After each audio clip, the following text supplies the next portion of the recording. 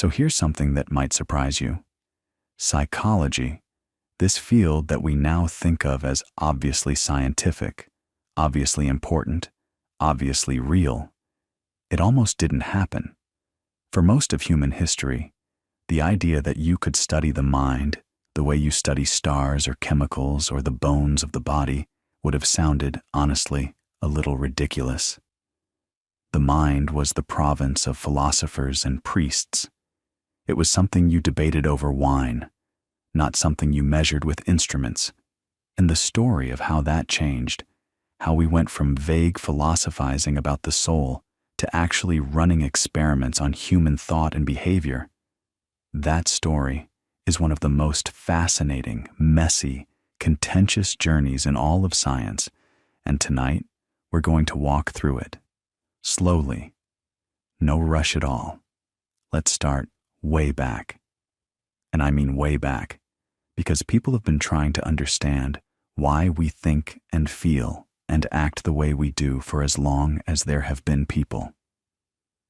The ancient Egyptians, as far as we can tell, didn't think much of the brain. When they mummified their dead, they actually scooped the brain out through the nose and threw it away. The heart was what mattered to them.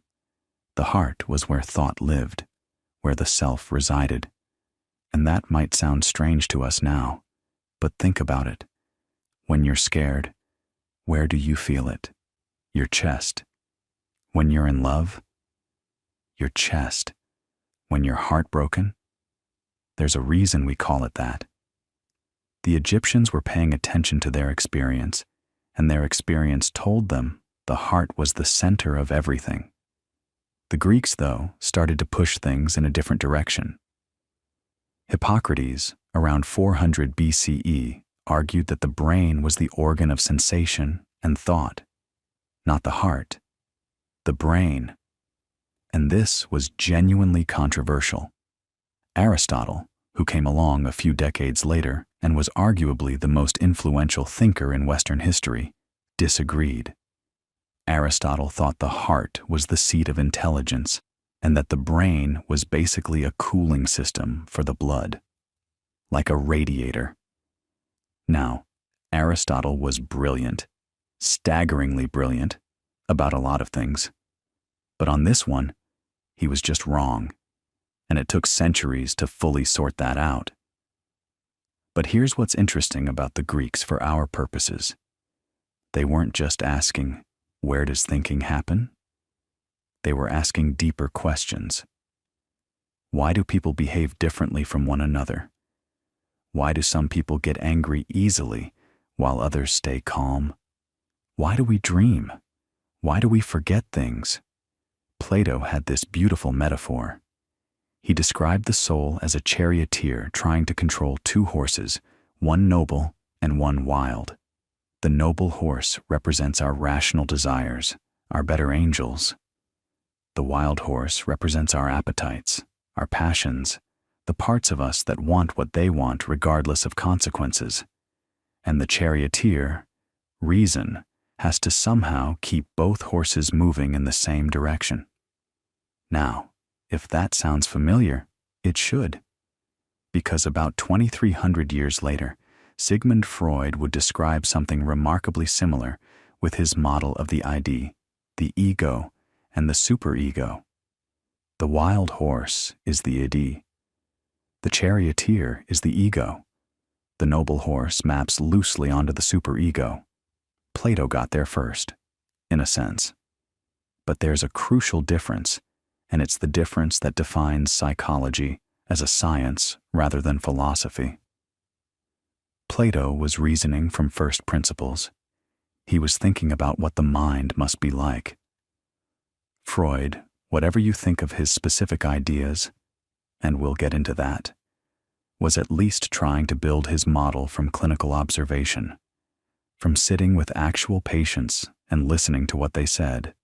That shift, from pure reasoning to observation, is everything.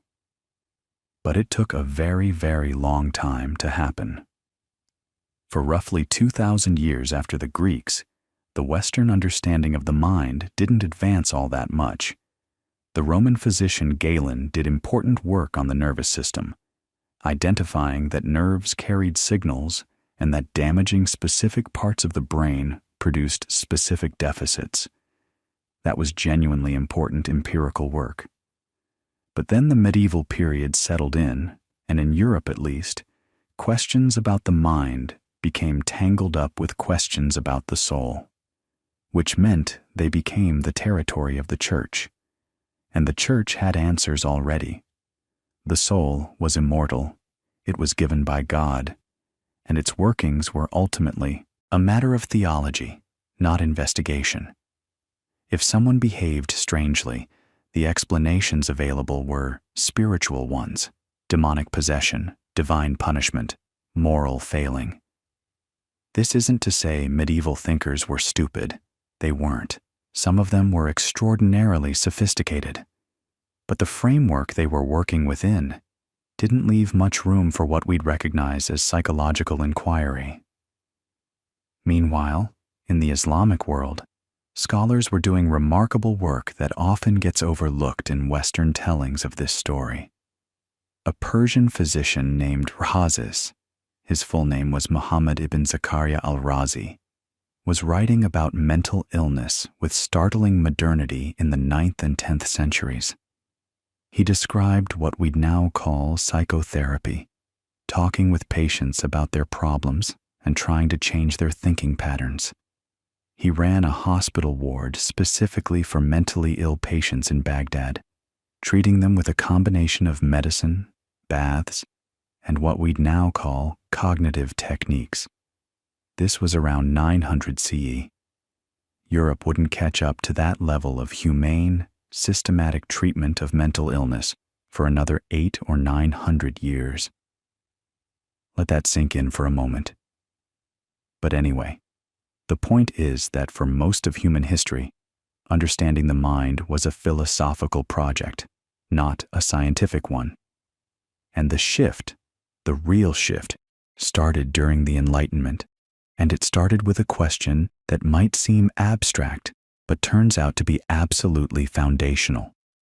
The question is this: where does knowledge come from? This matters for psychology, because your answer to this question determines how you think about the mind itself.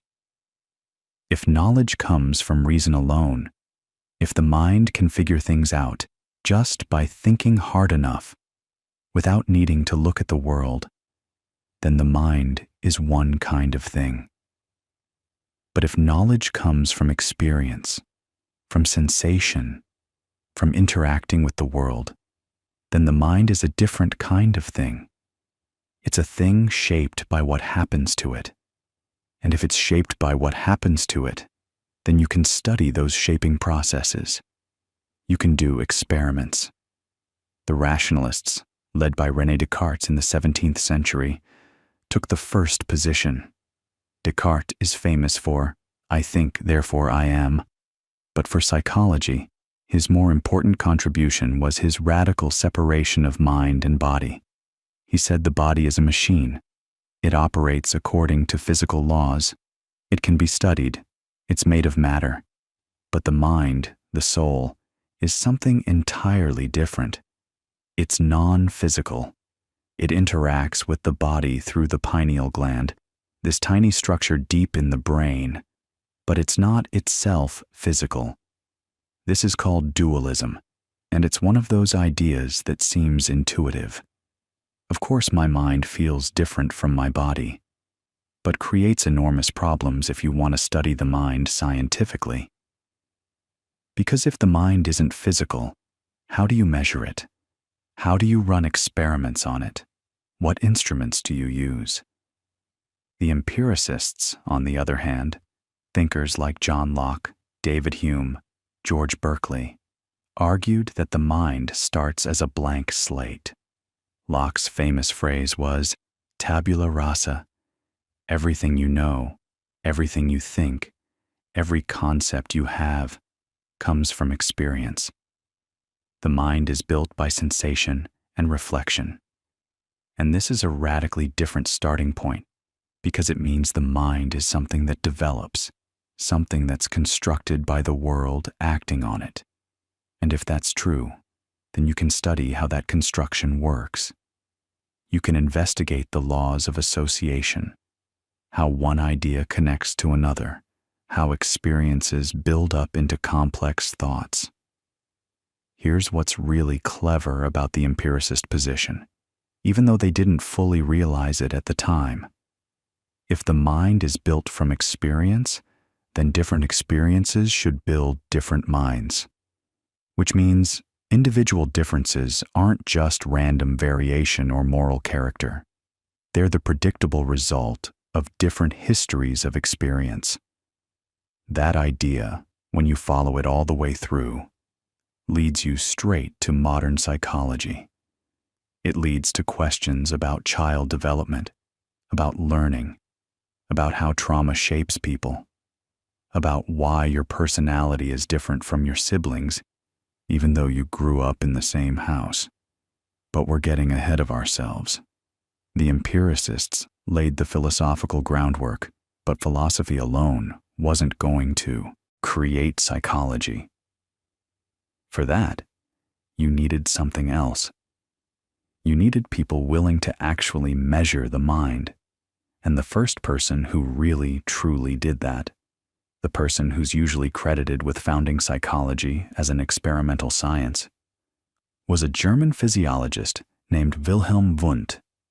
And his story is worth telling properly because it illustrates something important about how new sciences are born. Wundt was born in 1832 in a small town in what's now southwestern Germany. His father was a Lutheran minister, and by most accounts, young Wilhelm was a quiet, studious, somewhat lonely child. He spent a lot of time reading. He wasn't particularly social. He went to medical school, not because he was passionate about treating patients, but because he was fascinated by physiology, the mechanics of how the body works. He studied under Hermann von Helmholtz, who was one of the most important scientists of the 19th century. Helmholtz had done groundbreaking work on the speed of nerve impulses. He'd actually measured how fast a signal travels along a nerve fiber, which was a stunning achievement because most people at the time assumed nerve signals traveled instantaneously, like electricity through a wire. But Helmholtz showed they didn't. They traveled at a measurable, finite speed, and that finding is more important for psychology than it might seem at first. Think about what it means. If nerve signals take time to travel, then mental processes take time. Thinking takes time. Perception takes time. And if they take time, you can measure that time. You can ask someone to press a button when they see a light, and the time between the flash and the button press tells you something about how long the mental processing took. That's a measurement. That's data. That's science. Wundt absorbed this lesson from Helmholtz and ran with it. In 1879, at the University of Leipzig, he established what's generally considered the first formal laboratory dedicated to experimental psychology. Now, there's some debate about this.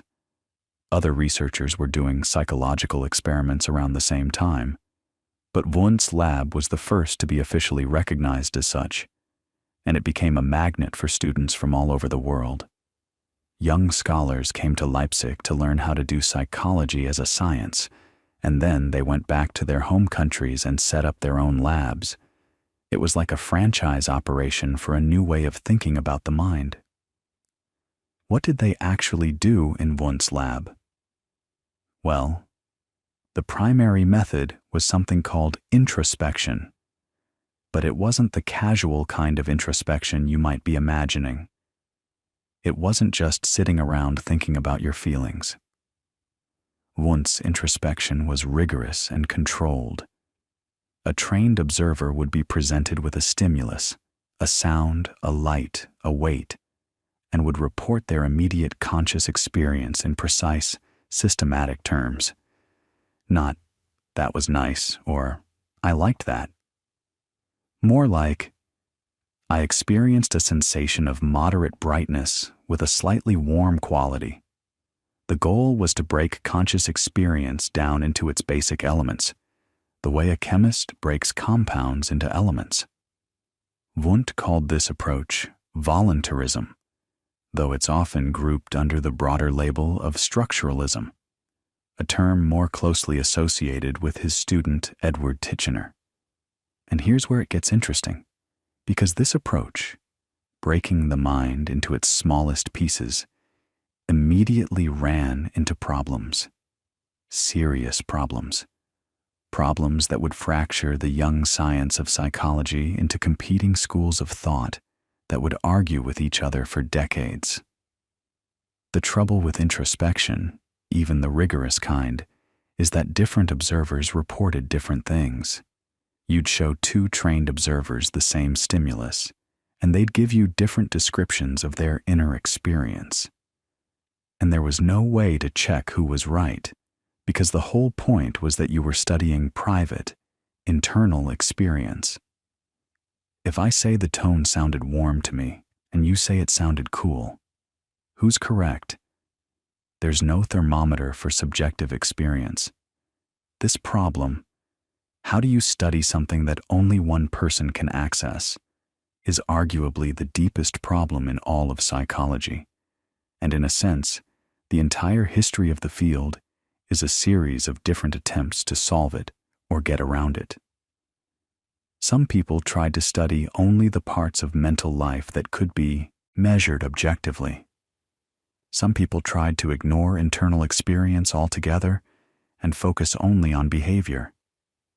Some people developed clever experimental designs that let you infer what's happening inside the mind without having to rely on self-report. And some people said, you know what? Self-report is fine. You just have to be smart about how you collect and analyze it.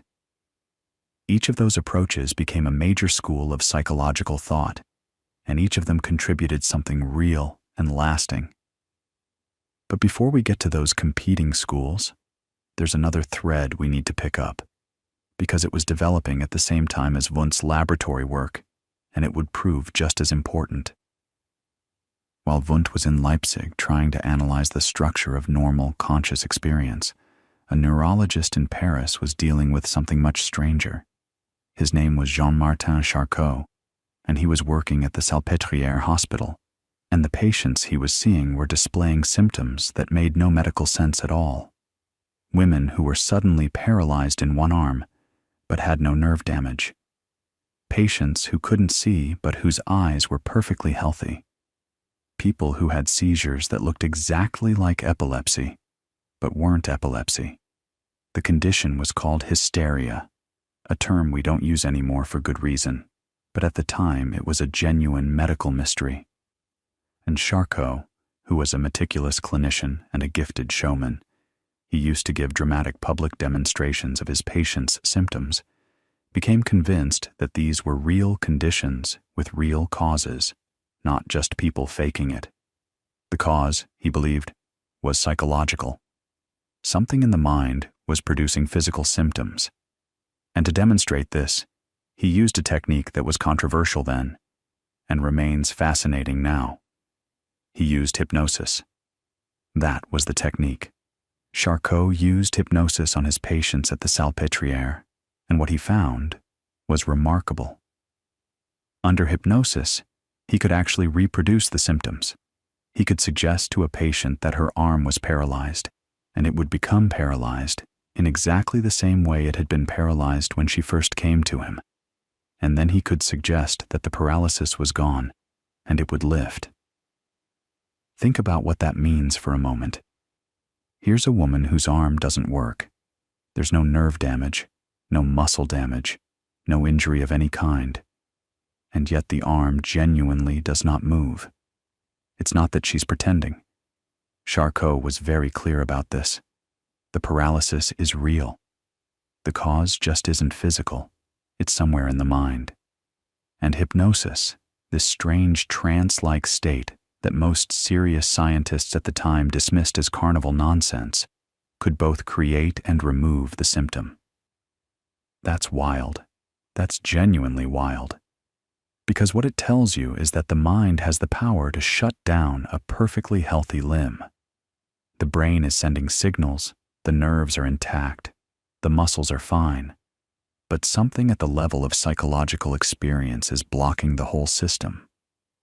And if you can unblock it through suggestion, through words, through the relationship between a doctor and a patient in a particular mental state, then you're dealing with a kind of causation that doesn't fit neatly into the biomedical model at all. Now, Charcot himself was a neurologist first and foremost. He was famous for his work on multiple sclerosis, on Parkinson's disease, on amyotrophic lateral sclerosis, which is still sometimes called Charcot's disease in parts of Europe. He wasn't a psychologist. He wasn't particularly interested in building a theory of the mind. What he was interested in was classification. He wanted to categorize the stages of hysteria the same way he'd categorized the stages of neurological diseases. And his Tuesday lectures at the Salpêtrière became legendary. They were public events, packed with doctors, students, writers, even artists. He would bring patients on stage, induce hypnotic states, demonstrate symptoms, remove them, bring them back. It was part medical demonstration, part theater, and that theatricality actually became a problem because critics later argued that some of his patients were performing for the audience, giving Charcot what he expected to see rather than displaying genuine phenomena. There's real debate about how much of what happened in those demonstrations was authentic and how much was shaped by the social dynamics of the situation, the authority of the doctor, the expectations of the crowd, the patient's desire to be a good subject. And that question about how much human behavior is shaped by the social context it occurs in, would become one of the central questions of psychology for the next 100 years. But here's what matters most about Charcot for our story. Among the people who came to study with him in Paris was a young Viennese doctor who had trained in neurology and was looking for something more. His name was Sigmund Freud. And Freud arrived at the Salpêtrière in 1885, spent several months watching Charcot work, and left Paris a changed man. He'd gone in as a neurologist interested in brain anatomy. He came out convinced that the most important forces shaping human experience were invisible, unconscious, and psychological. That shift, from studying the physical brain to studying the invisible mind, would define Freud's entire career, and for better or worse, would define how most of the world thought about psychology for the next half-century. Now, Freud. Let's talk about Freud, because you can't tell the story of psychology without talking about Freud, but you also can't talk about Freud without acknowledging that he's one of the most complicated, controversial, and misunderstood figures in the history of science. People have very strong opinions about Freud. Some people think he was a genius who unlocked the secrets of the human mind. Some people think he was a fraud who set psychology back decades. The truth, as usual, is somewhere in between, and much more interesting than either extreme. Here's what Freud got right, and it's important to start here because it's genuinely profound. Freud recognized, more clearly and more forcefully than anyone before him, that most of what drives human behavior is not conscious. You don't know why you do most of what you do. You think you know. You come up with reasons and explanations after the fact. But the real causes, the desires, the fears, the conflicts, the memories, are operating below the surface of awareness. And this idea, which seemed radical and even offensive when Freud first proposed it, has been confirmed again and again by modern cognitive science.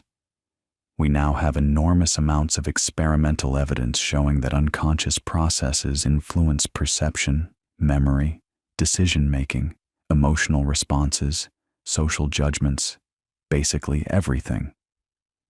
The specific mechanisms Freud proposed, the ID and the ego and the superego, the Oedipus complex, the psychosexual stages, most of that hasn't held up well under scientific scrutiny. But the core insight, that consciousness, is the tip of the iceberg, and most of the action is happening underneath. That's solid. That's real.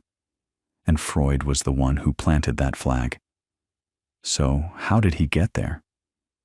Well, after returning from Paris, Freud set up a medical practice in Vienna and began treating patients with neurotic symptoms, anxiety, phobias, obsessions, mysterious physical complaints that had no apparent physical cause, the same kind of thing Charcot had been dealing with. And at first, he used hypnosis, just as he'd seen Charcot do. But Freud wasn't a very good hypnotist, honestly. Not everyone could be hypnotized, and the results were often temporary. So he started experimenting with other approaches. He worked for a while with an older colleague named Joseph Breuer, and together they developed what they called the cathartic method. The idea was that neurotic symptoms were caused by traumatic memories that had been pushed out of consciousness, repressed in Freud's terminology, and that if you could help the patient recover those memories and express the emotions associated with them, the symptoms would resolve. Breuer had a famous patient known as Anna O., whose real name was Bertha Pappenheim, and her case became one of the founding stories of psychoanalysis. She had a whole constellation of symptoms: paralysis, hallucinations, difficulty speaking, and through extended conversations with Breuer, she was able to trace each symptom back to a specific traumatic experience. And as she talked through those experiences, the symptoms gradually disappeared. She herself called the process the talking cure, which is a beautiful phrase, and it stuck. But Freud eventually moved beyond Breuer's approach.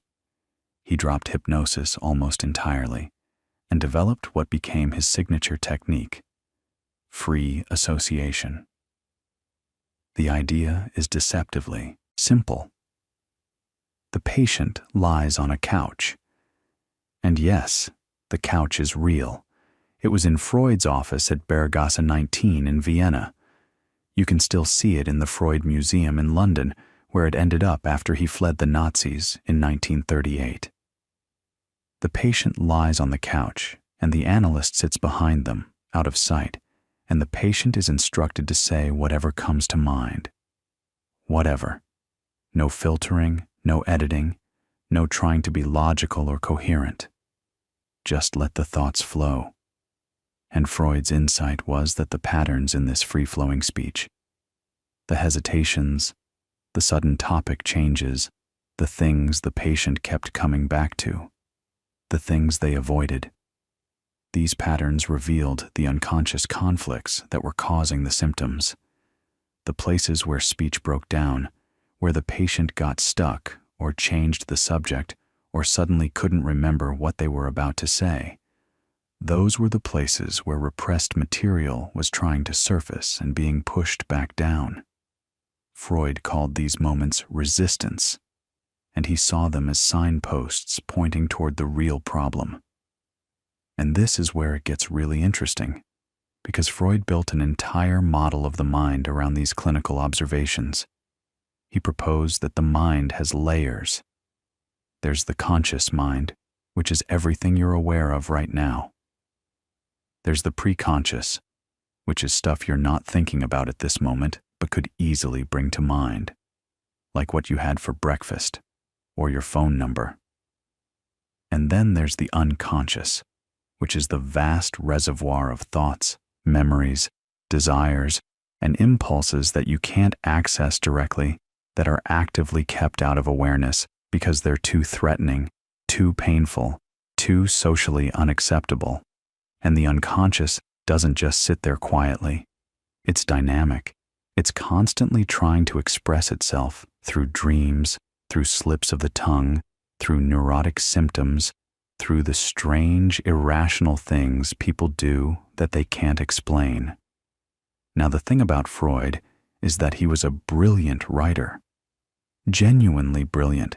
He won the Goethe Prize for literature, not for science, and his case studies read like novellas. The case of little Hans, the case of the rat man, the case of Dora, the case of the wolf man. These are compelling narratives with real characters and dramatic tension and surprising revelations. And that literary quality is part of why Freud became so culturally dominant. His ideas spread not just through medical journals, but through literature, through art, through film, through everyday conversation. Terms like ego, repression, defense mechanism, Freudian slip, projection, denial. These became part of ordinary language. Most people who use these words have never read a page of Freud. They absorbed the concepts through cultural osmosis. And that's a testament to how powerful and intuitive his framework felt, even to people who had no interest in psychology as a science. But here's the problem, and it's a serious one. Freud's theories were built almost entirely on clinical case studies, on his interpretations of what his patients said during analysis. And clinical case studies, no matter how detailed and insightful they are, have fundamental limitations as evidence. The sample is tiny and unrepresentative. The analyst is both the observer and the interpreter, with enormous room for bias. There's no control group. There's no way to verify whether the analyst's interpretation is correct or whether it just sounds plausible. And Freud had a tendency to fit everything into his theoretical framework, which meant that contradictory evidence could always be explained away. If a patient agreed with Freud's interpretation, that confirmed the interpretation. If a patient disagreed, that was resistance, which also confirmed the interpretation. It's what the philosopher Karl Popper later called unfalsifiability. A theory that can't be proven wrong isn't really a scientific theory at all. And this critique hit hard. It hit especially hard because, while Freud was building his elaborate theoretical edifice in Vienna, something very different was happening across the Atlantic. In America, a psychologist named John Watson was about to launch a revolution of his own, and his battle cry was almost the exact opposite of everything Freud stood for. Watson didn't want to study the unconscious mind. He didn't want to study the conscious mind. He didn't want to study the mind at all. He wanted to study behavior, observable, measurable, objective behavior, and nothing else. And the movement he founded, behaviorism, would dominate American psychology for nearly half a century and would produce some of the most elegant and some of the most disturbing experiments in the history of the field. Watson himself was a fascinating and deeply flawed character, and his personal life was almost as dramatic as his scientific work, because in 1920, at the height of his academic career, he was forced to resign from Johns Hopkins University over a scandalous affair with his graduate student Rosalie Rayner, and he never returned to academia. He went into advertising instead, and actually became quite successful at it, which tells you something interesting about the relationship between understanding human behavior and manipulating it. Because Watson took everything he knew about stimulus and response, about conditioning, about how to make people associate one thing with another, and he applied it directly to selling products. He worked at the J. Walter Thompson Agency, one of the biggest advertising firms in the country, and he was brilliant at it. He understood that you don't sell a product by listing its features. You sell it by connecting it to an emotion, a desire, a fear. He ran campaigns for Johnson & Johnson baby powder, for Maxwell House coffee, for Pond's cold cream, and the techniques he used, celebrity endorsements, appeals to insecurity, creating a sense of need where none existed before. These weren't just clever marketing tricks. They were applied behavioral psychology. Watson understood that if you pair a product with the right stimulus, the right emotional trigger, you can shape purchasing behavior just as reliably as you can shape a rat's behavior in a maze. And the scary thing is, he was right. He was enormously successful. He became vice president of the agency. He made a fortune. And in a way, his advertising career proved his scientific point more convincingly than his academic work ever did. That you don't need to understand what's going on inside someone's head to predict and control what they do. You just need to understand the relationship between stimulus and response. But let's go back to the science, because Watson's most famous experiment happened before all of that, while he was still at Johns Hopkins, and it's one of those studies that every psychology student learns about in their first semester. And it's also one of those studies that makes you deeply uncomfortable when you think about it carefully. This is the Little Albert experiment, conducted in 1920, right around the time Watson's personal life was falling apart. And to understand why this experiment mattered, you need to understand what Watson was trying to prove. Watson believed that almost all human behavior was learned, not instinctual, not inherited, not driven by unconscious desires, learned through conditioning. And he was building on work that had already been done by a Russian physiologist named Ivan Pavlov, who had stumbled onto something remarkable while studying digestion in dogs. Pavlov had noticed that his dogs started salivating not just when food was placed in their mouths, but when they heard the footsteps of the lab assistant who usually brought the food. The dogs had learned to associate the sound of footsteps with the arrival of food, and their bodies responded automatically. Pavlov, being a meticulous scientist, decided to study this systematically. He started pairing a neutral stimulus, a metronome or a bell or a tone. The exact instrument varies depending on which account you read, with the presentation of food. Ring the bell, give the food. Ring the bell, give the food. Over and over. And eventually, the bell alone would make the dog salivate, even with no food in sight. Pavlov called this a conditioned reflex.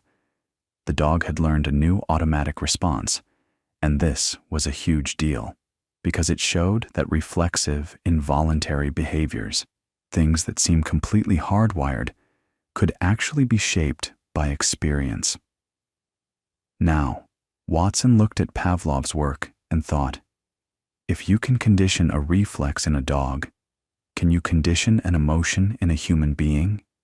Specifically, can you take a baby who isn't afraid of something and make that baby afraid of it purely through conditioning? And that's exactly what he set out to do. He and Rosalie Rayner, yes, the same Rosalie Rayner, took an infant they called Albert B., about 9 months old, a baby who lived at a hospital connected to the university. They showed little Albert a white rat, and he wasn't afraid of it. He reached for it. He seemed curious.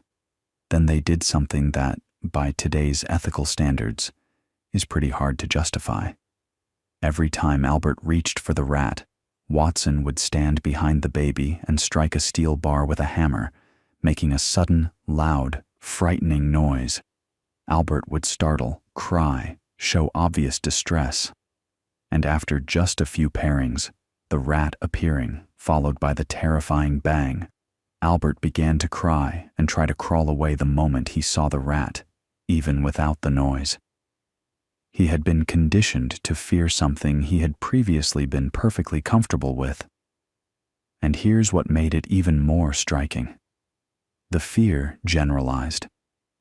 Albert didn't just become afraid of the white rat. He showed fear responses to other furry things, a rabbit, a dog, a fur coat, even a Santa Claus mask with a white beard.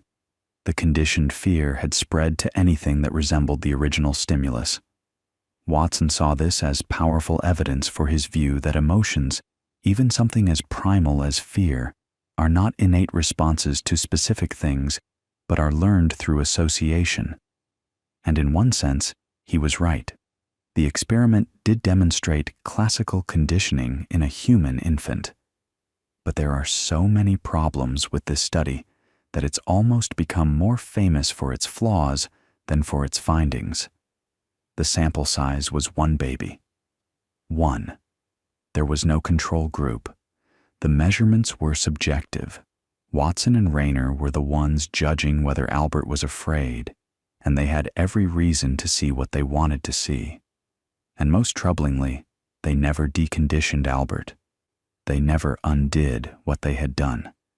The baby left the hospital before they could attempt any kind of follow-up, and for decades, nobody knew what happened to him.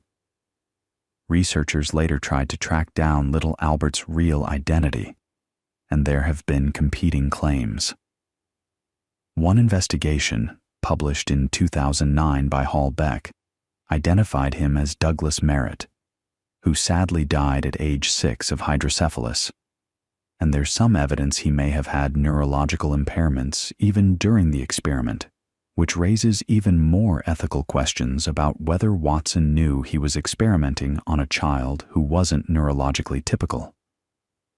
Another researcher, Russ Powell, has argued that Albert was actually a different child named William Albert Barger, who lived a long and apparently normal life.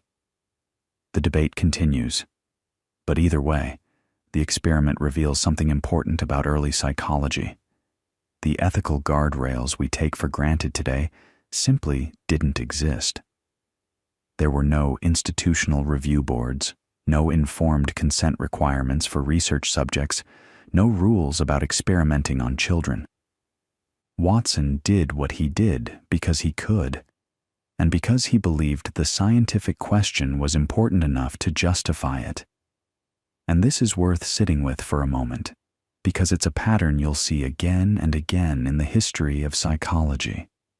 Some of the field's most influential findings came from experiments that we would never, ever allow today. And that creates a real tension, because the knowledge gained from those experiments shaped our understanding of the mind in profound ways, but the cost, measured in human suffering, was sometimes enormous. We'll come back to that tension later. But setting aside the ethical problems, Watson's broader project, behaviorism, was genuinely revolutionary in its ambition. Watson made one of the most audacious claims in the history of psychology. He wrote, and this is close to a direct quote, "Give me a dozen healthy infants, well-formed, and my own specified world to bring them up in, and I'll guarantee to take anyone at random and train him to become any type of specialist I might select: doctor, lawyer, artist, merchant, chief, and yes, even beggarman and thief, regardless of his talents, penchants, tendencies, abilities, vocations, and race of his ancestors." That's an extraordinary statement. Watson was claiming that human nature is almost infinitely malleable, that who you become is entirely a product of your environment and your conditioning, that there is essentially no fixed human nature beyond a few basic reflexes. And while almost no psychologist today would go that far, the spirit of Watson's claim that environment matters enormously, that behavior can be shaped, became the foundation of an entire school of thought. Now, Watson left academia in 1920, but behaviorism didn't leave with him. It was picked up and refined and made far more rigorous by a man who would become arguably the most influential psychologist of the 20th century, and certainly the most controversial. His name was Burrhus Frederick Skinner, though everyone just called him B.F. Skinner, and he took Watson's basic framework and turned it into something much more sophisticated, much more powerful, and depending on your perspective, much more unsettling. Skinner grew up in Susquehanna, Pennsylvania, a small railroad town, and he originally wanted to be a writer. He studied English at Hamilton College, and after graduating, He spent what he later called his dark year trying to write fiction and failing miserably. He read about Pavlov and Watson, became fascinated, and enrolled in the psychology graduate program at Harvard. And from the very beginning, Skinner was obsessed with precision. He wanted to study behavior the way a physicist studies motion, with exact measurements, controlled variables, mathematical relationships. And the tool he built to do this was deceptively simple, but incredibly powerful. It's called an operant conditioning chamber, though almost everyone calls it a Skinner box. Here's how it works. Imagine a small enclosed chamber, about the size of a shoebox, with a lever or a button on one wall and a small tray where food pellets can be dispensed. You put a rat, or later a pigeon, inside. The animal moves around, explores, and eventually, by accident, presses the lever. A food pellet drops into the tray. The animal eats it. It moves around some more, presses the lever again, gets another pellet. Very quickly, the animal learns that pressing the lever produces food, and it starts pressing the lever deliberately and repeatedly. This is what Skinner called operant conditioning, and it's different from Pavlov's classical conditioning in a crucial way. In classical conditioning, the animal is passive. Things happen to it, and it develops automatic responses. In operant conditioning, the animal is active. It does things, and the consequences of those actions shape its future behavior. The animal operates on its environment, hence the term operant. And the key insight is this: behavior that is followed by a pleasant consequence, what Skinner called reinforcement, tends to be repeated. Behavior that is followed by an unpleasant consequence, punishment, tends to decrease. It sounds almost too simple to be important, but Skinner showed that this basic principle could explain an astonishing range of behavior, from a pigeon learning to peck a specific colored disc, to a child learning to say please and thank you. And here's where Skinner's work gets really interesting, because he didn't just study whether reinforcement works. He studied how the timing and pattern of reinforcement affects behavior. He called these schedules of reinforcement, and the results were genuinely fascinating, and they turn out to be one of the most practically relevant things psychology has ever discovered. So let's talk about them. Skinner found that you could reinforce a behavior every single time it occurred. Every lever press gets a pellet, and that works fine. The animal learns quickly. But here's the thing. If you then stop giving pellets altogether, the animal also stops pressing the lever pretty quickly. It learns fast, but it also gives up fast. Skinner called this continuous reinforcement, and it's the simplest schedule. But it's not the most interesting one, not by a long shot.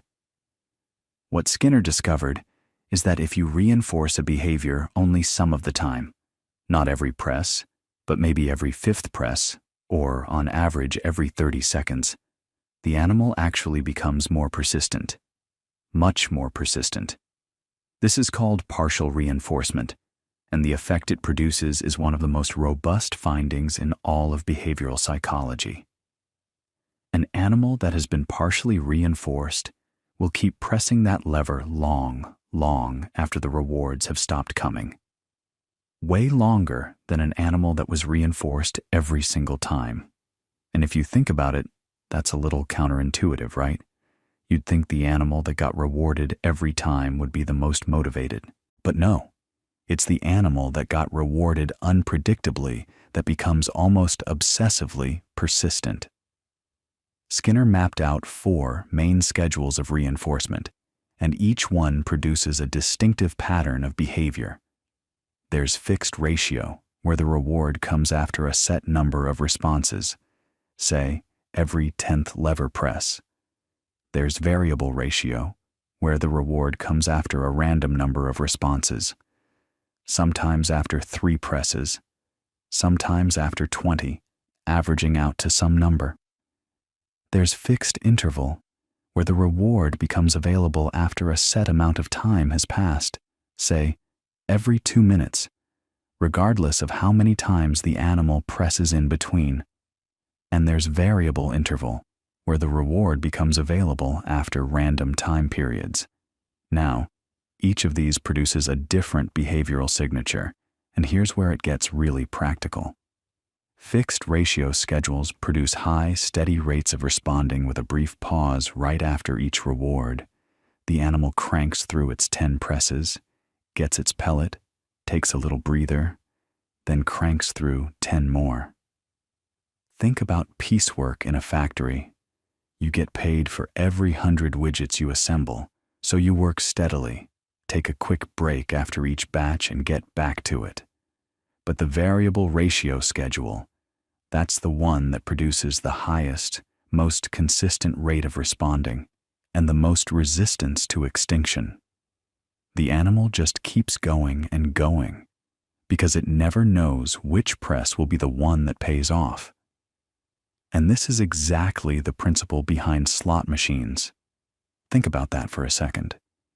A slot machine is a variable ratio reinforcement schedule made physical. You pull the lever, and sometimes you win, and you never know when the next win is coming, so you just keep pulling. Skinner himself pointed this out. He said that a slot machine is essentially a Skinner box for humans, and he wasn't wrong. The entire architecture of modern gambling, and, if we're being honest, a huge chunk of social media design with its unpredictable likes and notifications, is built on variable ratio reinforcement.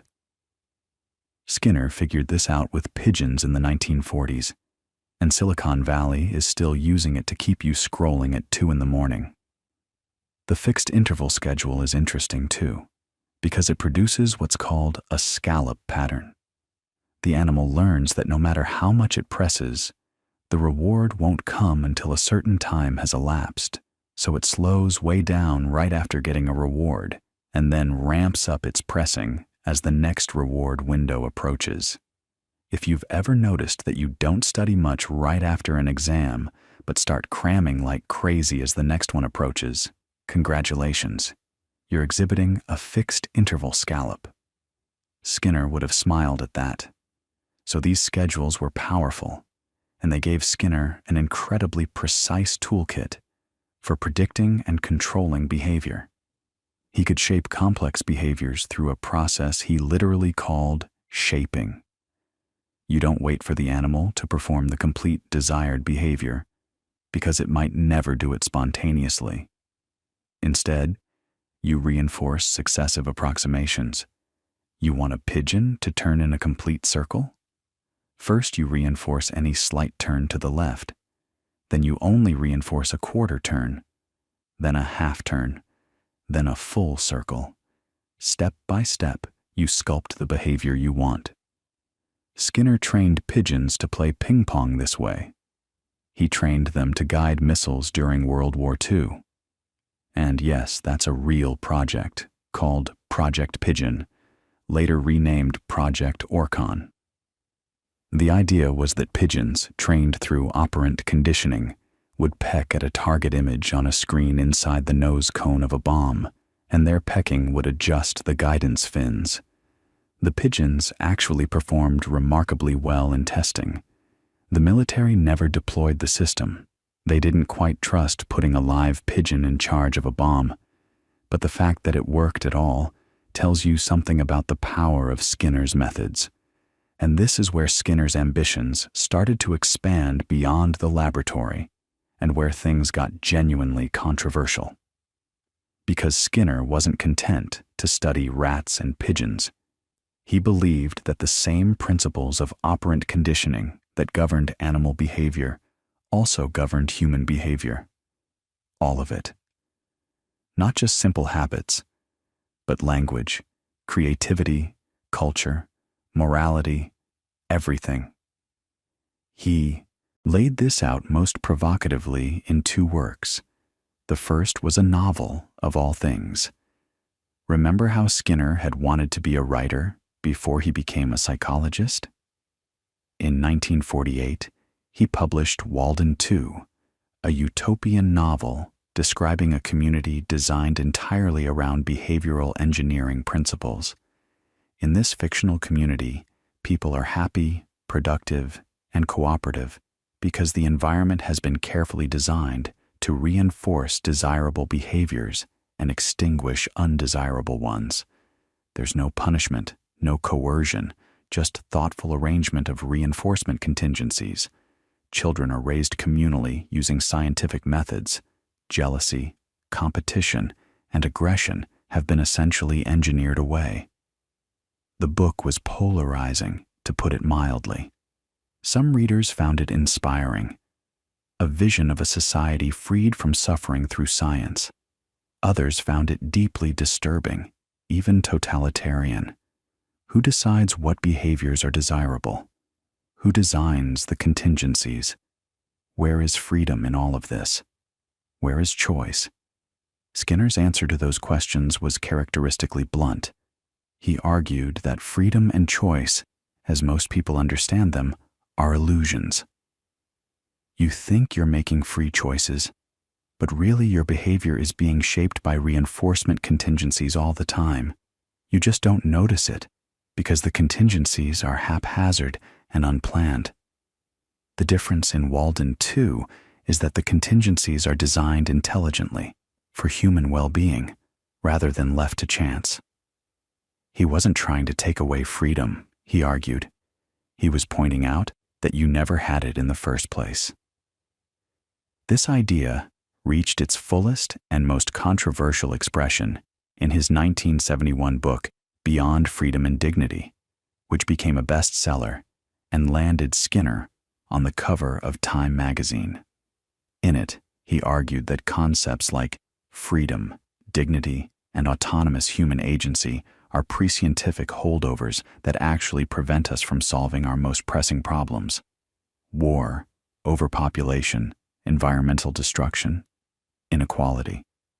If we could just accept that behavior is determined by its consequences and design our social environments accordingly, we could build a vastly better world. The backlash was enormous. Noam Chomsky savaged him. Spiro Agnew, the sitting vice president of the United States, publicly attacked the book. Critics called Skinner a fascist, a monster, someone who wanted to reduce human beings to trained animals. The irony is that Skinner was, by all accounts, a gentle and humane person who genuinely believed he was proposing solutions to human suffering. But his willingness to discard the concept of human freedom, even in service of human welfare, struck a nerve that has never fully healed. And there's another controversy worth mentioning because it followed Skinner around for decades, and it's a perfect example of how public perception can distort scientific work. Skinner invented something called the air crib, sometimes called the baby tender, for his second daughter, Deborah, born in 1944. It was essentially an enclosed, climate-controlled sleeping space for an infant. Temperature-regulated, humidity-controlled, with a large window so the baby could see out. The idea was simple and practical. Babies are more comfortable and sleep better when the temperature is consistent and they're not tangled in blankets. It was basically a very fancy, very safe crib. Skinner wrote about it in Ladies' Home Journal in 1945, and the article was titled "Baby in a Box." That title was a disaster. People immediately connected it to the Skinner box, the operant conditioning chamber, and concluded that Skinner was experimenting on his own daughter, raising her in some kind of behavioral conditioning apparatus. The rumor spread and mutated over the years. People said Deborah Skinner had gone insane, that she had sued her father, that she had killed herself. None of this was true. Deborah Skinner grew up perfectly healthy, became an artist, lived in London, and has publicly stated multiple times that her childhood was happy and that she loves her father. But the myth persists to this day, which tells you something about how powerful a narrative can be once it takes hold, especially when it confirms people's existing fears about science going too far. But here's the thing about Skinner. Whether you find his philosophy liberating or terrifying, his experimental findings are rock solid. Schedules of reinforcement work exactly the way he described. Shaping works. The basic principles of operant conditioning have been replicated thousands of times and form the backbone of applied behavior analysis, which is used today in education, in therapy for autism spectrum disorder, in animal training, in workplace management, in app design.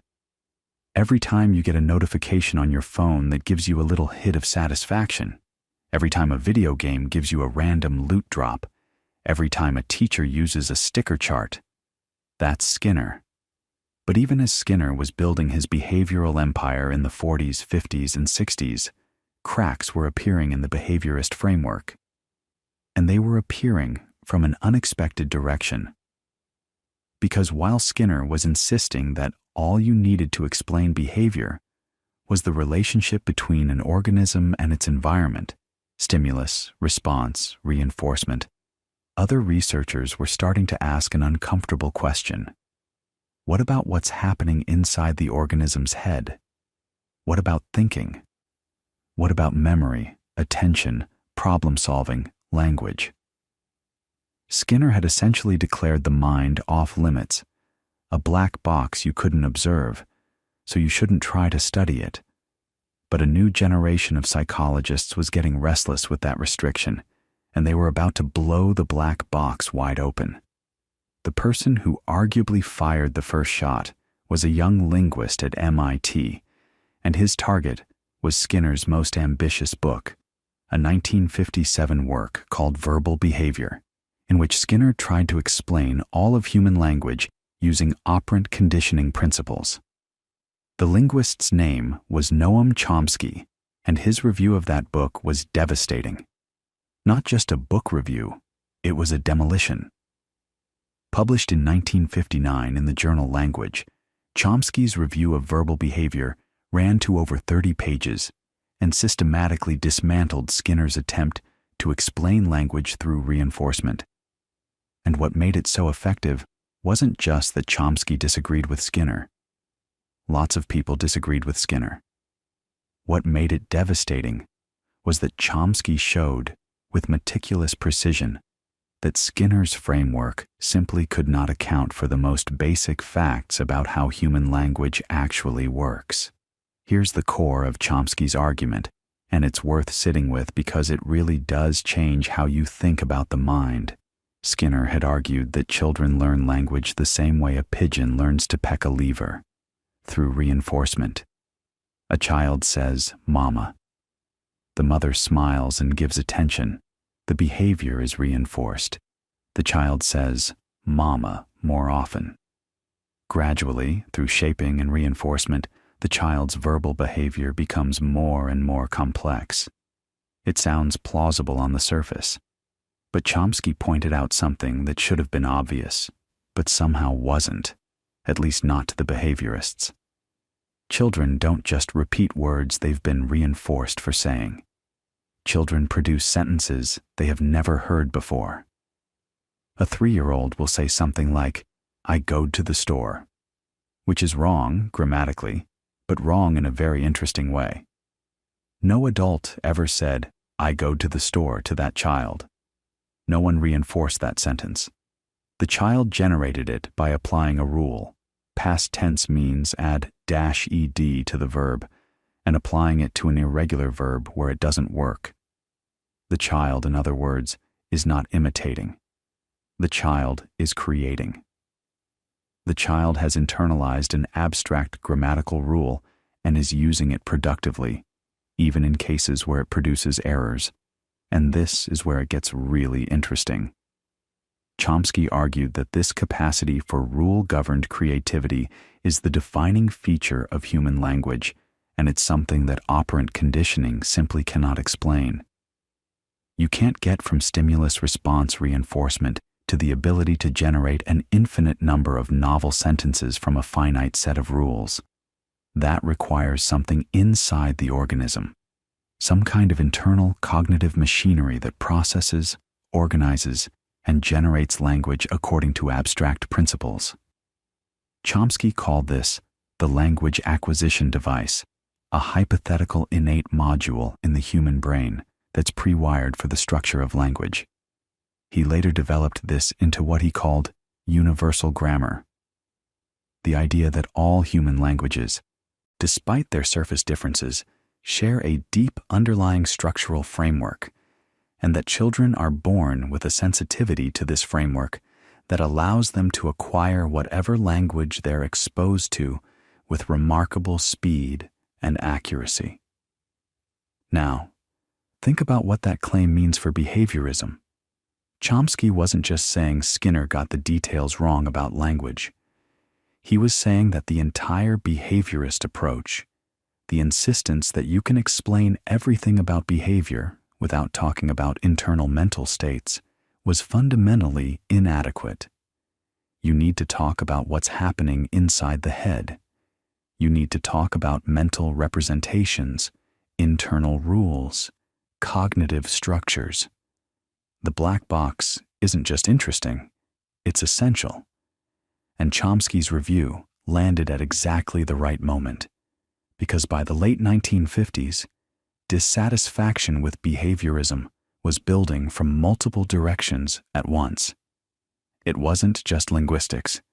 It was computer science, information theory, neuroscience, and experimental psychology all converging on the same realization that you can't explain complex human behavior without talking about cognition.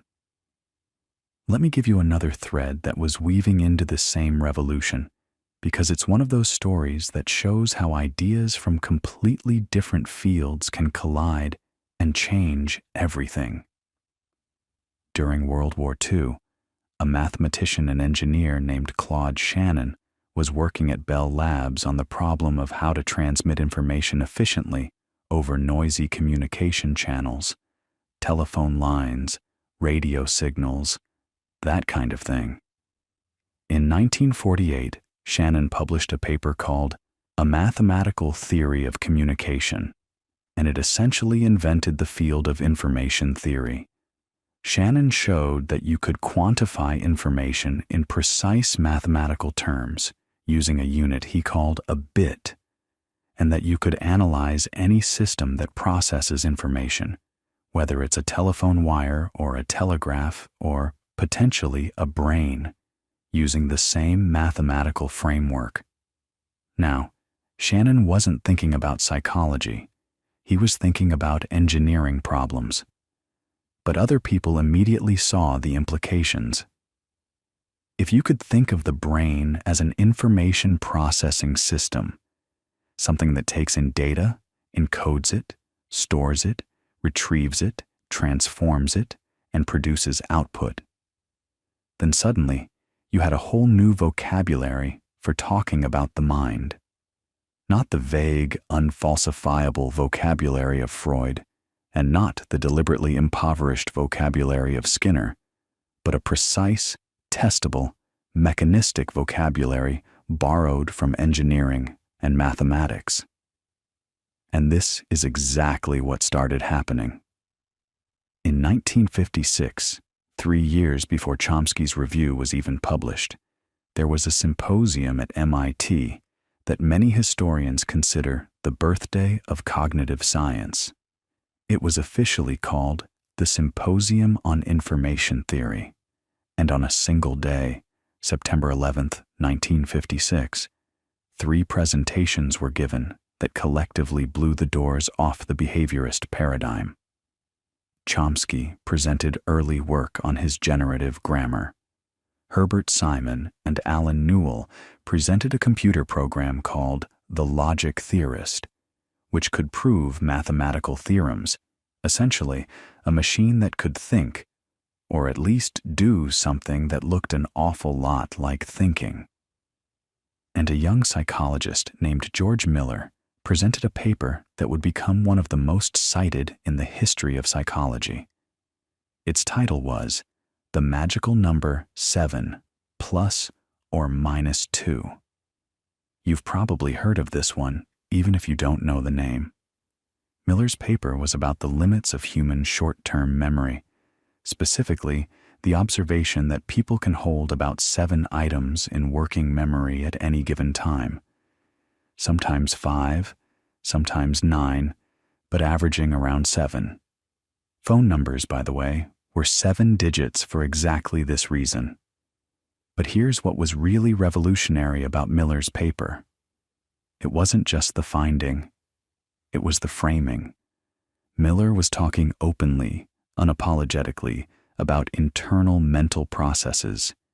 He was talking about memory capacity, about encoding strategies, about something he called chunking, the way we group individual items into larger units to effectively expand our memory capacity.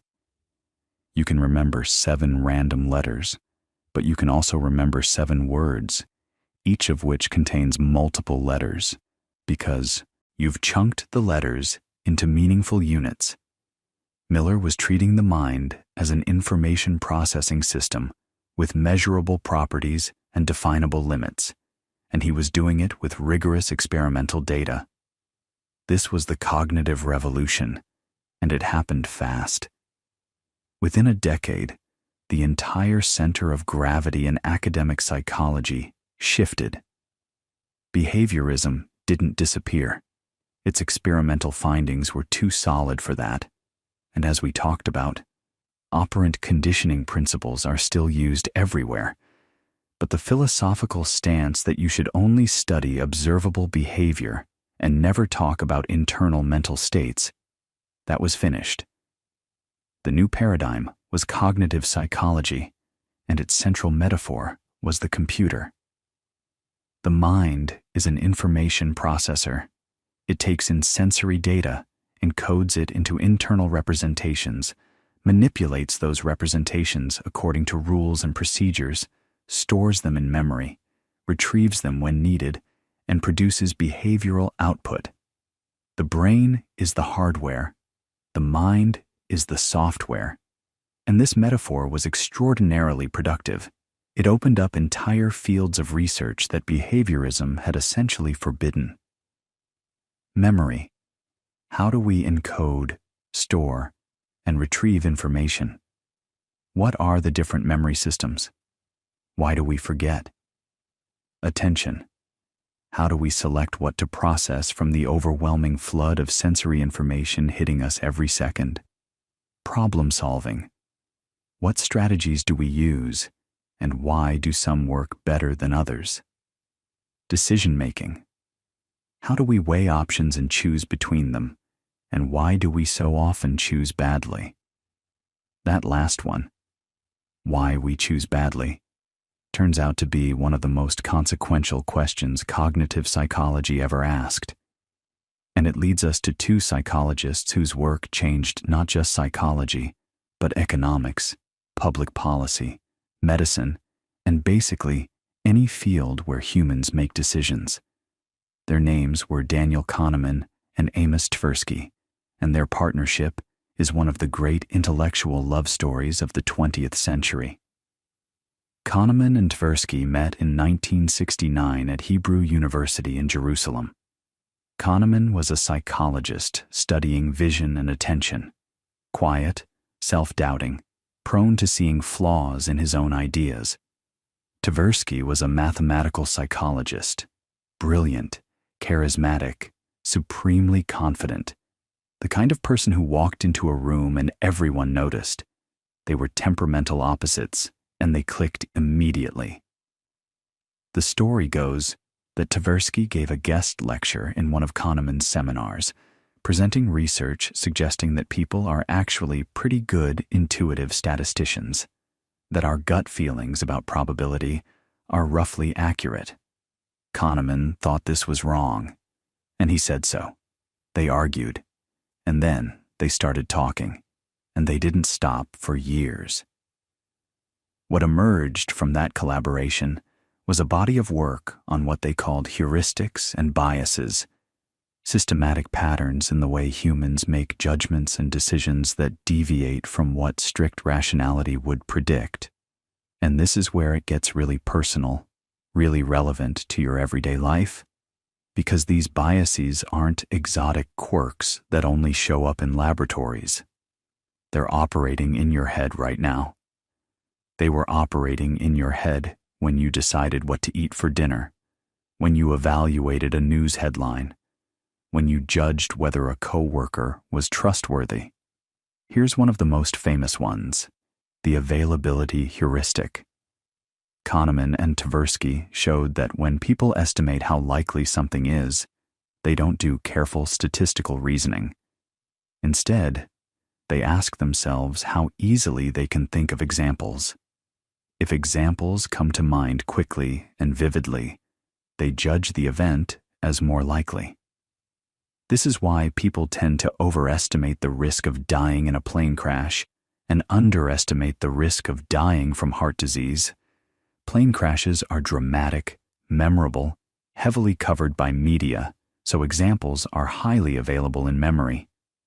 Heart disease is common, quiet, and undramatic, so it doesn't spring to mind as easily. The availability heuristic is a mental shortcut, and most of the time it works reasonably well. Things that are common really are easier to recall. But it leads to systematic errors whenever vividness and frequency come apart. Then there's the anchoring effect, which is almost spooky in how powerful it is. Kahneman and Tversky demonstrated that when people make numerical estimates, they're heavily influenced by whatever number they encountered most recently, even if that number is completely irrelevant. In one famous experiment, they spun a rigged wheel of fortune in front of participants. The wheel was rigged to land on either 10 or 65. Then they asked participants to estimate the percentage of African countries in the United Nations. People who saw the wheel land on 10 guessed, on average, around 25%. People who saw it land on 65 guessed around 45%. The wheel had absolutely nothing to do with African countries. But the arbitrary number served as an anchor, and people's estimates were dragged toward it.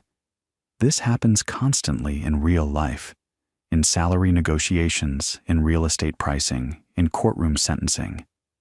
The first number on the table, however arbitrary, shapes everything that follows.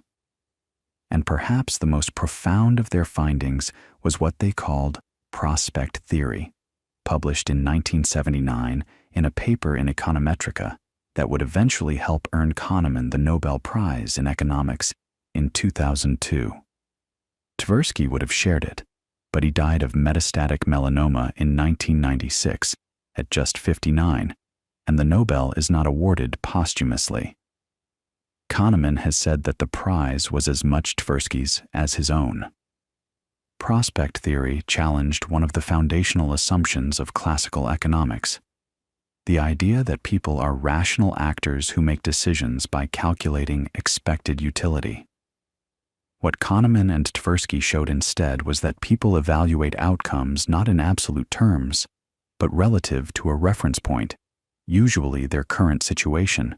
And, here's the kicker, losses loom larger than gains. Losing $50 feels roughly twice as bad as gaining $50 feels good. This asymmetry, which they called loss aversion, explains an enormous amount of human behavior that classical economics couldn't account for. It explains why people hold on to losing stocks too long, why they refuse to sell a house for less than they paid for it even in a down market, why they'll drive across town to save $10 on a $50 purchase, but not to save $10 on a $500 purchase, even though $10 is $10 either way. What Kahneman and Tversky were really doing was mapping the architecture of human irrationality, showing that our cognitive shortcuts, while generally adaptive, produce predictable and systematic errors. And this connects back to something deep about the cognitive revolution itself, because what the computer metaphor revealed was not just that the mind processes information, but that it processes it imperfectly, with built-in biases and limitations that are features of the system's design, rather than bugs. George Miller's magical number 7 was a capacity limit. Kahneman and Tversky's heuristics were processing shortcuts. The mind isn't a perfect computer.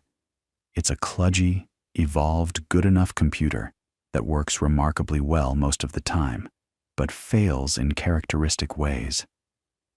And that idea, that the mind has a specific architecture with specific strengths and specific weaknesses, opened the door to yet another revolution in how we understand ourselves.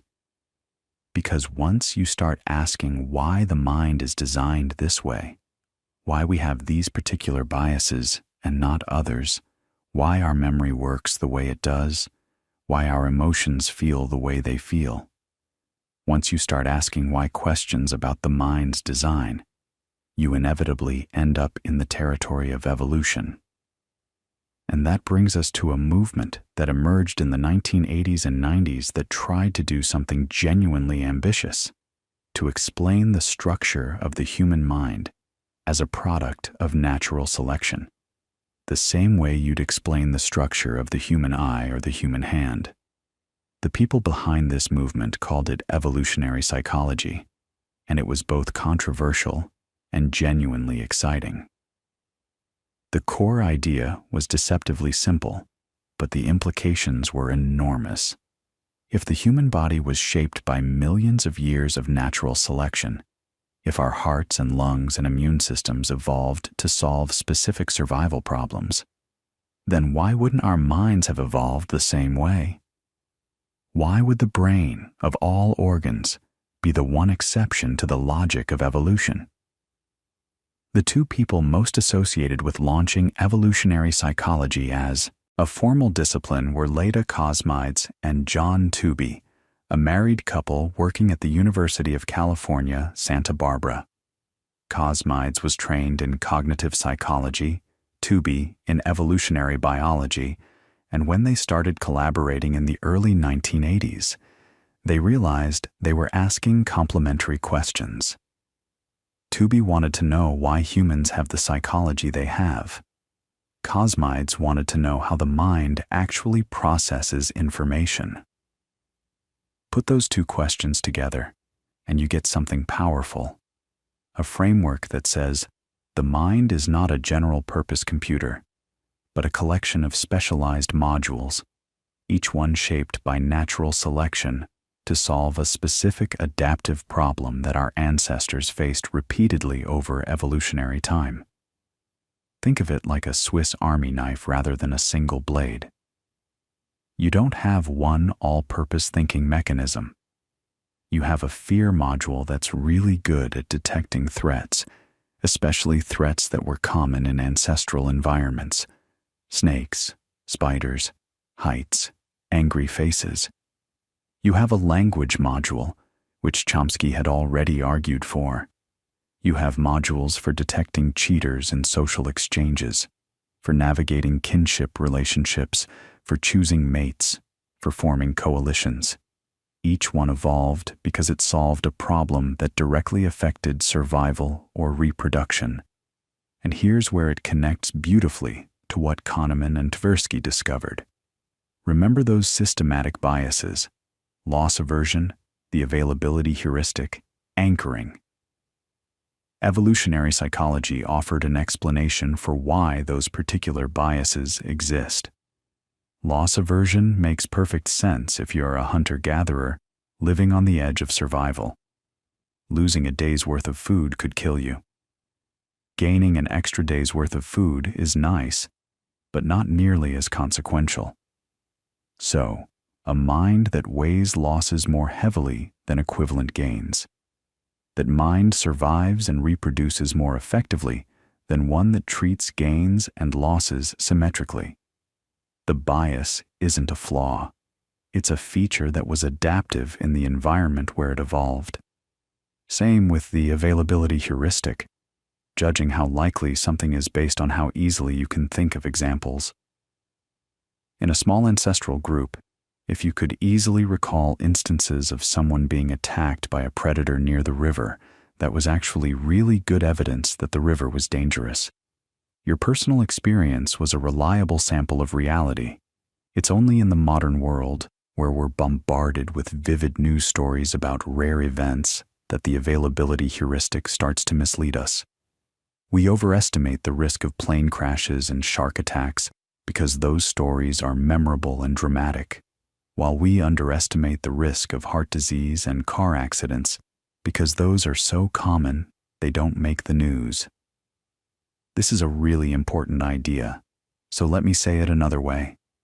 Evolutionary psychology argues that many of our cognitive biases aren't errors at all.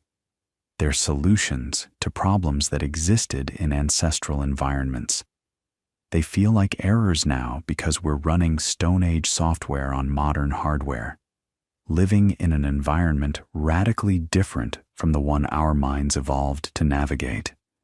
We evolved in small groups of maybe 150 people in a world without writing, without agriculture, without cities, without mass media. And then, in what amounts to a blink of an eye in evolutionary terms, everything changed. But our brains didn't have time to catch up. Now, this framework generated a lot of pushback, and honestly, some of it was deserved. One of the biggest criticisms was what you might call the just so story problem. It's named after Rudyard Kipling's Just So stories. You know, how the leopard got his spots, how the elephant got his trunk. The concern was that evolutionary psychologists could come up with a plausible-sounding evolutionary explanation for virtually any behavior after the fact, without any way to test whether that explanation was actually true. Oh, men prefer younger women. Must be because younger women are more fertile. Oh, people fear snakes more than they fear cars. Must be because snakes were a threat in the ancestral environment and cars weren't. These explanations sound reasonable, but how do you actually prove that a particular behavior evolved for a particular reason? You can't go back in time and watch natural selection happen. Cosmides and Tubi were actually quite aware of this criticism, and they tried to address it by making specific, testable predictions. One of their most famous experiments involved something called the Wasson selection task, which is a logic puzzle that most people get wrong. Here's how it works. You're shown 4 cards, each with a number on one side and a color on the other. You can see that one card shows an even number, one shows an odd number, one is red, and one is blue. You're told a rule. If a card has an even number on one side, then it's red on the other side, and you have to figure out which cards you need to flip over to test whether the rule is true. Most people are terrible at this. They make systematic logical errors. But here's the clever part. Cosmides reformulated the exact same logical problem as a social contract. Instead of numbers and colors, she framed it as, if someone is drinking alcohol, they must be over 21. And then you're shown 4 people, one drinking beer, one drinking soda, one who's 25, one who's 16, and you have to figure out which ones to check. Suddenly, people nail it. They immediately know to check the beer drinker and the 16-year-old. The logical structure of the problem is identical, but performance skyrockets when it's framed as catching someone who's cheating on a social rule. Cosmides argued this was evidence for a dedicated cheater detection module, a specialized cognitive mechanism that evolved because detecting cheaters in social exchanges was critically important for survival in ancestral groups. If you're sharing food or forming alliances, and someone is taking benefits without paying costs, you need to catch them quickly, or you'll be exploited. So natural selection built a mental tool specifically for this purpose, one that's much more powerful than our general-purpose logical reasoning. It's a genuinely elegant finding, but critics pointed out alternative explanations. Maybe people are just better at reasoning about familiar, concrete scenarios than abstract ones. And it has nothing to do with cheater detection specifically. The debate went back and forth for years, and in many ways it's still going on. But regardless of whether every specific claim of evolutionary psychology holds up, the broader insight has been enormously influential. The idea that the mind has an evolutionary history, that our psychological traits were shaped by selection pressures, that understanding ancestral environments can illuminate modern behavior. These ideas have seeped into virtually every corner of psychology. They've influenced how we think about mate selection, jealousy, parenting, aggression, cooperation, morality, disgust, fear, and dozens of other topics. And here's something worth sitting with for a moment. Think about how far we've traveled. We started with Wundt in 1879, trying to time how fast people could press a button. Then Freud dove into the unconscious, into dreams and repressed memories. Then the behaviorists threw all of that out and said we can only study what we can observe, stimuli and responses, nothing more. Then the cognitive revolution said, no, we have to look inside the black box. The mind processes information like a computer. Then Kahneman and Tversky showed that this computer has systematic glitches. And then evolutionary psychology said those glitches make sense if you understand the environment the computer was designed for. Each revolution didn't just add new knowledge, it changed what counted as a legitimate question. Wundt asked what the basic elements of consciousness are. Freud asked what hidden forces drive behavior. Watson asked what observable relationships exist between stimuli and responses. Cognitive psychologists asked how information is processed. Evolutionary psychologists asked why the processing works the way it does. Each question opened doors the previous one couldn't. But there's another thread running through all of this that we haven't really pulled on yet, and it's arguably the most important one for understanding modern psychology. Because while all these grand theoretical battles were raging, behaviorism versus cognitivism, nature versus nurture, modularity versus general intelligence, there was a quieter revolution happening in parallel.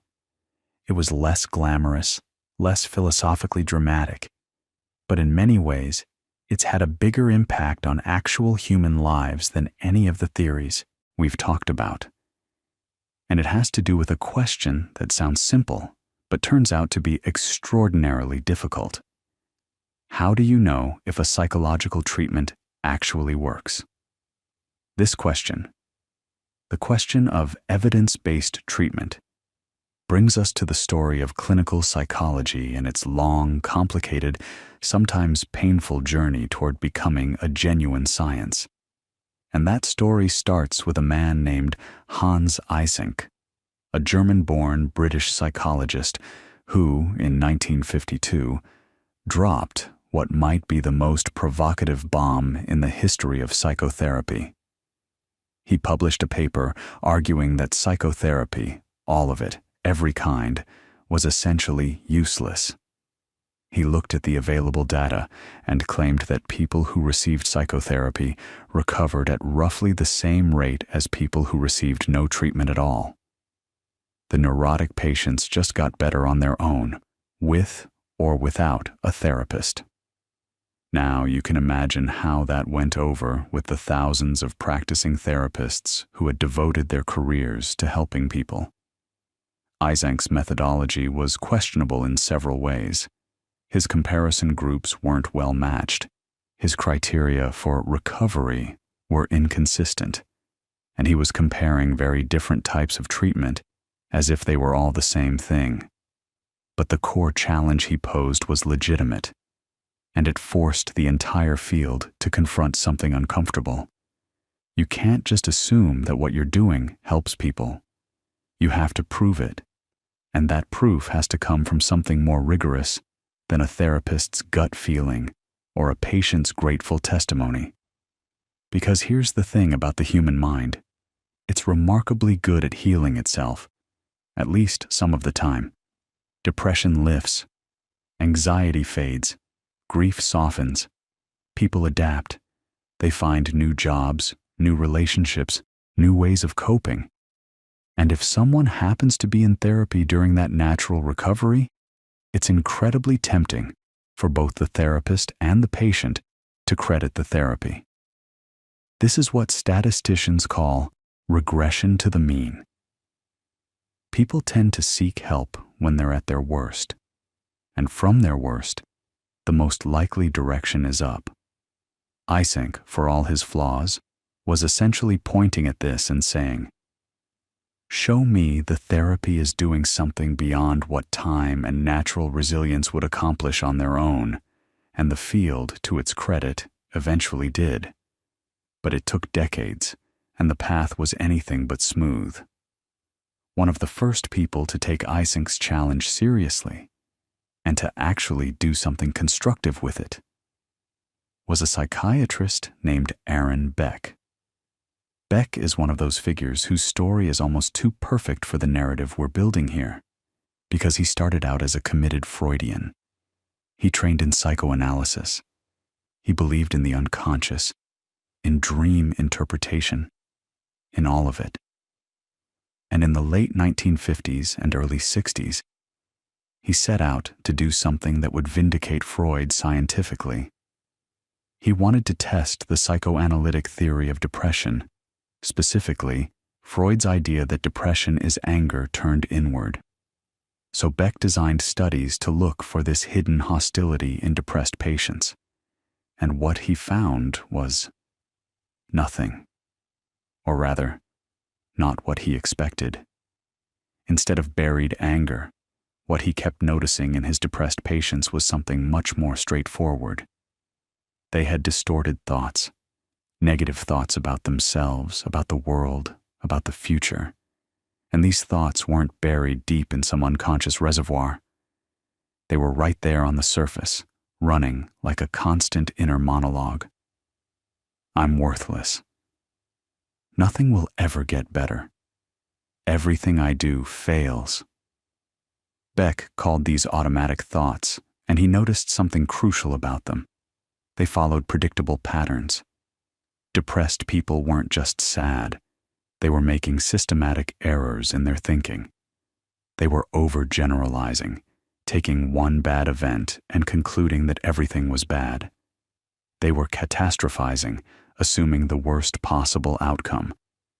They were engaging in black and white thinking, seeing everything as either perfect or terrible, with nothing in between.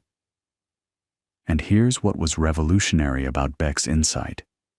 If depression was at least partly maintained by distorted thinking patterns, then maybe you could treat it by helping people identify and correct those patterns, not by spending years excavating childhood memories, not by free associating on a couch, but by directly, collaboratively, teaching people to examine their own thoughts and test them against reality.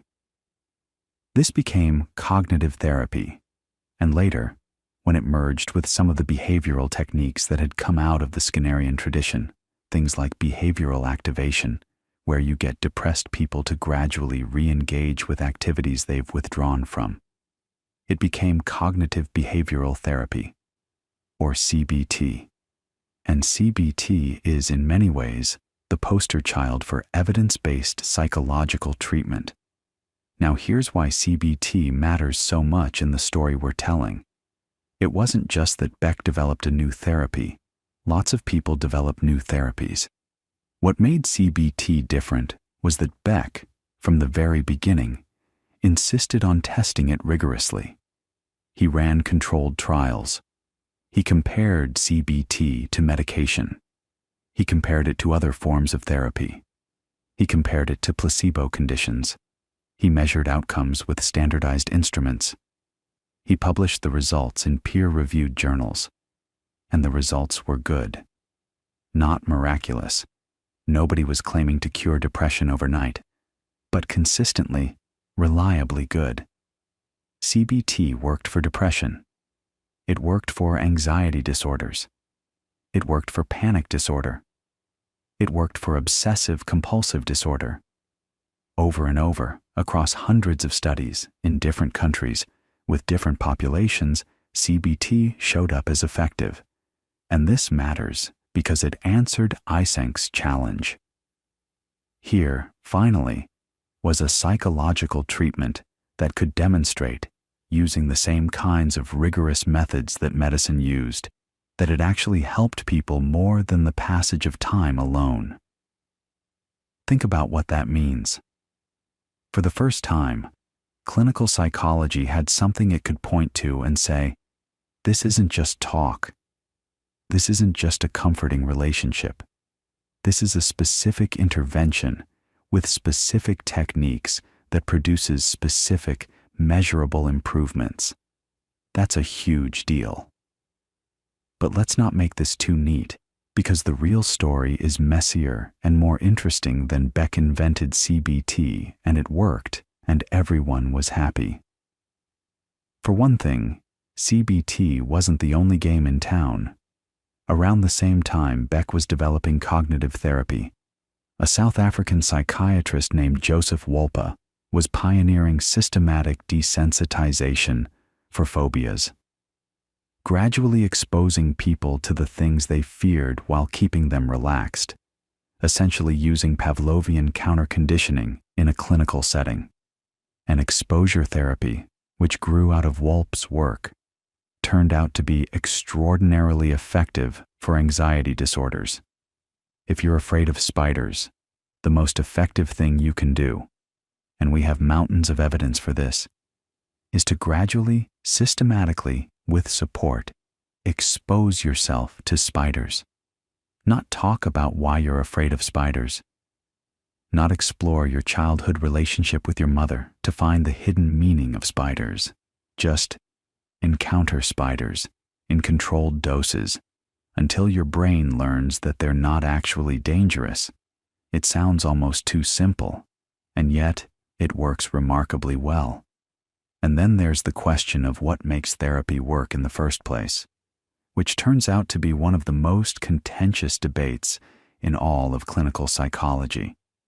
Because alongside all the evidence that specific therapies like CBT work, there's this uncomfortable finding that keeps showing up, sometimes called the dodo bird verdict, named after the dodo in Alice in Wonderland, who declares that everybody has won and all must have prizes. The idea, championed most prominently by researchers like Bruce Wampold, is that when you compare different bona fide therapies head-to-head, CBT versus psychodynamic therapy versus interpersonal therapy versus whatever else, the differences in outcomes are often surprisingly small. What seems to matter more than the specific technique is what researchers call common factors. The quality of the therapeutic relationship, the therapist's empathy and warmth, the patient's expectation that therapy will help, the simple fact of having a structured framework for understanding your own suffering. In other words, maybe what heals people isn't the specific cognitive restructuring technique or the specific exposure protocol. Maybe it's having someone who listens, who cares, who helps you make sense of your pain. Now, this is a genuinely difficult debate, and smart people land on different sides of it. Proponents of specific treatments point out that for certain disorders, OCD, specific phobias, PTSD, particular techniques really do seem to outperform others. Exposure and response prevention for OCD, for instance, has a track record that's hard to explain away with common factors alone. But the dodo bird folks counter that for the most common problems people bring to therapy: garden variety depression, generalized anxiety, relationship difficulties. The specific brand of therapy matters less than we'd like to think. And honestly, both sides are probably capturing something true, which is itself a very psychological conclusion to reach. What's undeniable, though, is that the push toward evidence-based practice transformed clinical psychology. Starting in the 1990s, professional organizations began publishing lists of empirically supported treatments, therapies that had been tested in randomized controlled trials and shown to work. The American Psychological Association developed guidelines. Training programs changed. Insurance companies started asking what the evidence said. And this created its own tensions, because plenty of practicing therapists felt that the randomized controlled trial, borrowed from medicine, designed for testing pills, was a poor fit for something as complex and relational as psychotherapy. How do you create a placebo condition for therapy? How do you blind the therapist to what treatment they're delivering? How do you standardize something that's fundamentally about two unique human beings sitting in a room together?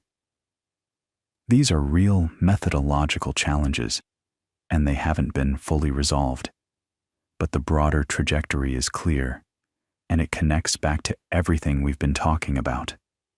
Psychology's long journey from philosophy to science wasn't just about understanding the mind in the abstract.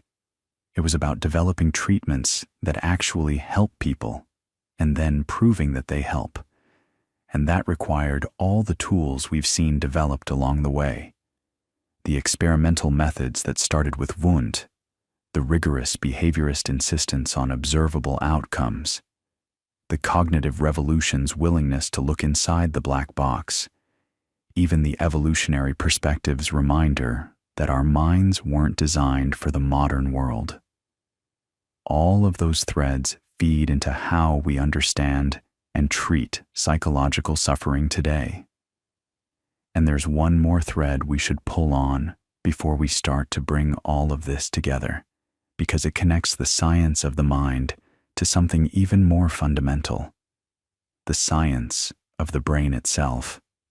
Because running alongside everything we've discussed, from Freud's talking cure to Beck's cognitive restructuring to the evolutionary psychologist's speculation about Stone Age modules, there's been this parallel revolution in neuroscience that has fundamentally changed what we even mean when we talk about the mind.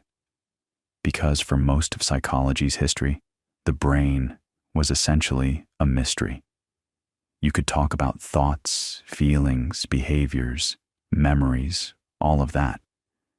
But the actual organ doing the work, that 3-pound mass of tissue sitting inside your skull, was largely inaccessible. You couldn't watch it think. You couldn't see it feel. You could study what happened when parts of it were damaged, and that taught us a lot, actually. Going all the way back to the 1860s, when Paul Broca examined a patient who could understand language perfectly well, but could only produce a single syllable, the sound tan. When the patient died, Broca examined his brain and found a lesion in the left frontal lobe, and just like that, we had one of the first pieces of hard evidence that specific mental functions lived in specific brain regions. A few years later, Carl Wernicke found a different area, further back in the left hemisphere, that when damaged, left patients able to speak fluently but unable to comprehend language. They'd produce perfectly grammatical sentences that made absolutely no sense. So you had Broca's area for producing speech and Wernicke's area for understanding it, and this was thrilling because it meant the brain wasn't just some undifferentiated blob. It had architecture. It had specialization. But lesion studies could only take you so far. You had to wait for someone to have a stroke or a head injury and then see what they couldn't do anymore, and from that, infer what that brain region normally did. It's like trying to figure out how a car engine works by removing one part at a time and seeing when the car stops running. You learn something, sure, but it's indirect and it's slow, and you can't exactly go around damaging healthy brains to map functions. So for over a century, our understanding of the brain was built largely on these natural experiments: accidents, tumors, war injuries. The famous case of Phineas Gage in 1848, the railroad foreman who survived an iron rod blasting through his frontal lobe, taught us something profound about the role of the prefrontal cortex in personality and social behavior. Gage survived, but by many accounts he became a different person: impulsive, irreverent, unable to follow through on plans. His friends said he was no longer Gage. And that phrase haunts you a little, doesn't it? Because it raises this deep question about what makes you you, and how much of that is just the physical arrangement of neurons in a particular region of your brain. But here's where things really accelerated. Starting in the 1970s and exploding through the 1990s, we developed tools that let us watch the living brain in action. Not damaged brains, not dead brains. Living, thinking, feeling brains doing their thing in real time. The first big breakthrough was the CT scan, computerized tomography, which gave us detailed structural images. Then came PET scans, positron emission tomography, which could actually track metabolic activity, showing which brain regions were burning more glucose and therefore working harder during different tasks. But the real game changer, the one that transformed cognitive neuroscience into what it is today, was functional magnetic resonance imaging, fMRI, which became widely available in the early 1990s. And what fMRI does is track blood flow in the brain. When a brain region becomes more active, it needs more oxygen, so more blood flows to it, and fMRI detects that change. It's not perfect. There's a delay of several seconds between neural activity and the blood flow response, so the temporal resolution isn't great. And the spatial resolution, while impressive, is still measuring the activity of millions of neurons at once, not individual cells. But compared to what we had before, it was like going from looking at the Earth from space to being able to see individual cities. And suddenly, questions that had been purely theoretical became empirical. When someone feels fear, what lights up? The amygdala, this almond-shaped structure deep in the temporal lobe. When someone makes a decision, what's involved? The prefrontal cortex, the anterior cingulate, the ventral striatum, different regions for different aspects of the decision. When someone suppresses an unwanted thought, and think about how Freud would have loved this, you can actually see the prefrontal cortex exerting what looks like top-down control over other brain regions. It's not exactly repression in the Freudian sense, but it's not nothing either. There's a real neural mechanism for one part of the brain inhibiting another. Now this is where I want to be careful, because the popular press went absolutely wild with neuroimaging in the late 90s and 2000s. You got these beautiful, colorful brain images splashed across magazine covers with headlines like, "This is your brain on love," or "Scientists find the God spot," or "The neuroscience of shopping." And a lot of that was, frankly, oversimplified to the point of being misleading. There's a wonderful term for this: neurorealism. The idea that slapping a brain scan on a claim makes it seem more scientific and credible, even when the underlying study is weak. Some researchers showed that people found explanations more convincing when they included neuroscience jargon, even when the neuroscience was irrelevant to the actual logic of the argument. We're suckers for brain pictures, and the early fMRI studies had real methodological problems: small sample sizes, questionable statistical practices. The so-called dead salmon study is maybe the most famous cautionary tale. In 2009, Craig Bennett and his colleagues put a dead Atlantic salmon in an fMRI scanner, showed it photographs of humans in social situations, and asked it to determine what emotion the people were feeling. The salmon, being dead, did not respond. But when they analyzed the data without proper statistical corrections for multiple comparisons, they found what appeared to be significant brain activation in the salmon's brain. A dead fish, apparently thinking about human emotions. It was a brilliant piece of scientific satire, and it made a serious point. If you're comparing activity across tens of thousands of tiny brain regions, some of them will show apparent activation just by chance. And if you don't correct for that, you'll find results everywhere you look, even in a dead fish. So the neuroscience revolution had its growing pains, and the field has gotten much more rigorous since then. Larger sample sizes, better statistical methods, pre-registration of studies, and the genuinely solid findings have been remarkable. Take the discovery of neuroplasticity, the brain's ability to reorganize itself throughout life. For most of the 20th century, the dominant view was that the adult brain was essentially fixed. You were born with a certain number of neurons. They formed their connections during critical periods in childhood, and after that, the wiring was set. If you lost brain tissue to injury, tough luck. That function was gone forever. But starting with Michael Merzenig's work in the 1980s and accelerating through the 90s and 2000s, it became clear that the adult brain is far more flexible than anyone had imagined. London taxi drivers, who spent years memorizing the city's labyrinthine street layout, were found to have enlarged hippocampi, the brain region crucial for spatial memory. Musicians who practice intensively show expanded cortical representations of their fingers. People who go blind develop enhanced auditory processing, with visual cortex being repurposed for hearing. The brain reshapes itself in response to experience, constantly, throughout life. And this has enormous implications for therapy, because if the brain can change, then psychological treatments aren't just changing your mind in some vague, abstract sense. They're physically changing your brain. And we can see this now.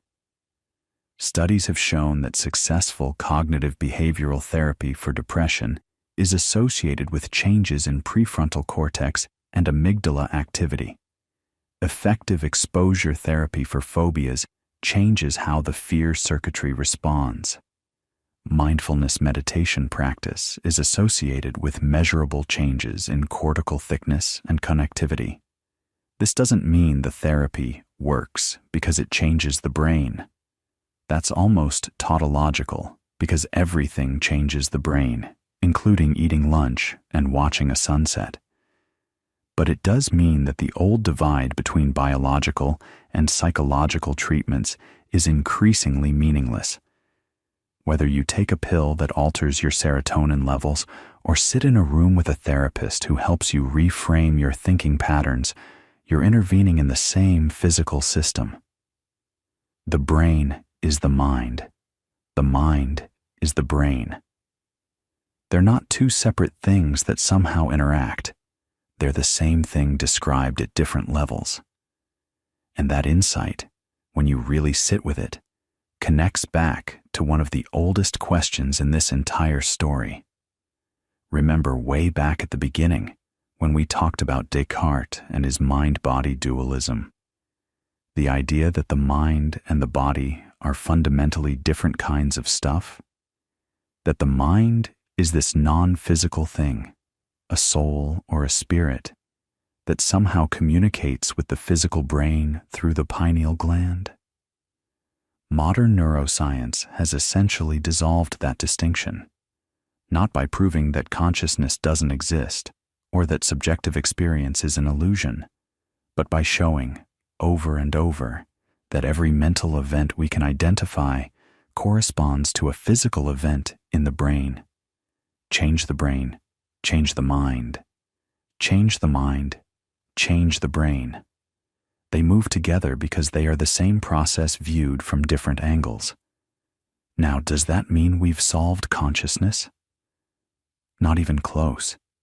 The so-called hard problem of consciousness, why there is something it is like to be you, why subjective experience exists at all, why the lights are on inside, remains one of the deepest unsolved problems in all of science and philosophy.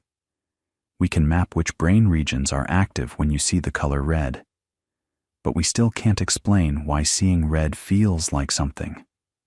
That gap between the objective description and the subjective experience is still there, and some philosophers argue it will always be there, that consciousness is simply not the kind of thing that can be explained by pointing at neurons firing. Others think we just haven't found the right framework yet. It's an open question, and it's a beautiful one, and it's okay that we don't have the answer. But here's what we do have, and I think this is worth appreciating as we bring this whole long story together. We have come an extraordinary distance. Think about the journey. We started with the ancient Greeks, sitting in the agora, debating whether knowledge comes from reason or experience, whether the soul has parts, whether madness is divine punishment or natural illness. We moved through centuries of philosophical speculation, through the medieval period, where the inner life was largely the domain of theology, through the Islamic scholars who kept the empirical tradition alive, through the Enlightenment's great debates about the nature of the mind. Then Wundt opened his laboratory in Leipzig in 1879, and psychology became a science, messy, imperfect, but committed to observation and experiment rather than pure speculation. And from there, the story branched and twisted and doubled back on itself. Freud dove into the unconscious and built an elaborate theory that captured the imagination of the world but couldn't survive scientific scrutiny. Watson and the behaviorists threw out the mind entirely and insisted on studying only what you could see and measure. And in doing so, they discovered real, powerful principles of learning. From Pavlov's dogs to Skinner's pigeons, to the reinforcement schedules that still shape your behavior every time you check your phone. Then the cognitive revolution brought the mind back, reframed it as an information processing system, and gave us tools to study memory, attention, language, reasoning, and decision-making with experimental rigor. Kahneman and Tversky showed us that our thinking is systematically biased in ways we don't notice, and that insight has rippled out into economics, medicine, law, public policy, and everyday life.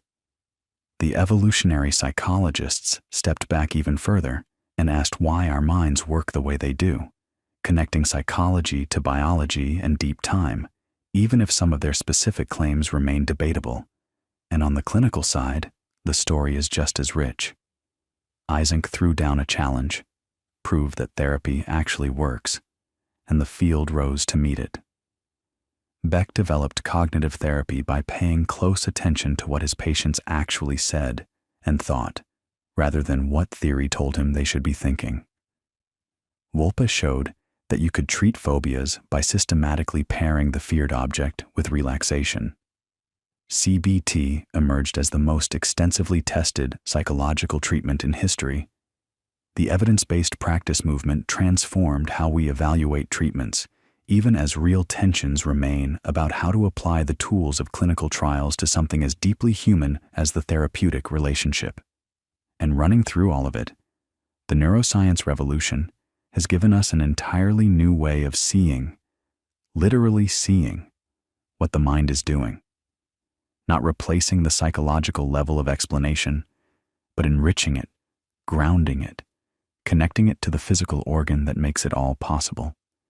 So what do we actually know after all of this? Here's what I think we know. We know that the mind is not one thing. It's not a blank slate. It's not a bundle of instincts. It's not a computer. It's not a collection of Freudian drives. It's all of those metaphors and none of them. It's a biological system shaped by evolution, sculpted by experience, operating through mechanisms we're still mapping, producing this extraordinary phenomenon of conscious awareness that we still can't fully explain. We know that human beings are not perfectly rational, but we're not hopelessly irrational either. We're adaptively rational, using mental shortcuts that work well enough most of the time in the environments we evolved for, even if they sometimes lead us astray in the modern world. We know that behavior is shaped by its consequences, that thoughts influence feelings, that early experiences matter but don't determine everything, that the brain can change throughout life, and that talking to another human being in a structured, evidence-based way can genuinely alleviate suffering. And we know that we're still early in this story. Psychology is a young science, barely a century and a half old if you date it from Wundt, less than a century if you date it from when it started getting rigorous. Compare that to physics, which has had 4 centuries since Newton, or mathematics, which has had millennia. We're still figuring out the basics. The replication crisis of the 2010s, when many classic findings in social psychology failed to hold up when other researchers tried to reproduce them, was humbling. But it was also healthy, a sign of a field that takes its own standards seriously enough to check its own work. So as you lie there, maybe drifting in and out, maybe catching only fragments of this, here's what I'd leave you with. The human mind is the most complex thing we know of in the universe. Understanding it is arguably the hardest scientific problem there is, because the thing doing the understanding is the thing being understood. And yet, generation after generation, curious, stubborn, sometimes brilliant, sometimes wrong people have chipped away at it. They've argued with each other, built on each other's work, torn down each other's theories, and slowly, imperfectly, built something real. Not a finished picture. We're nowhere near that. But a richer, deeper, more honest understanding of what it means to be a thinking, feeling, sometimes confused, often remarkable human being. And that's not a bad thing to fall asleep thinking about.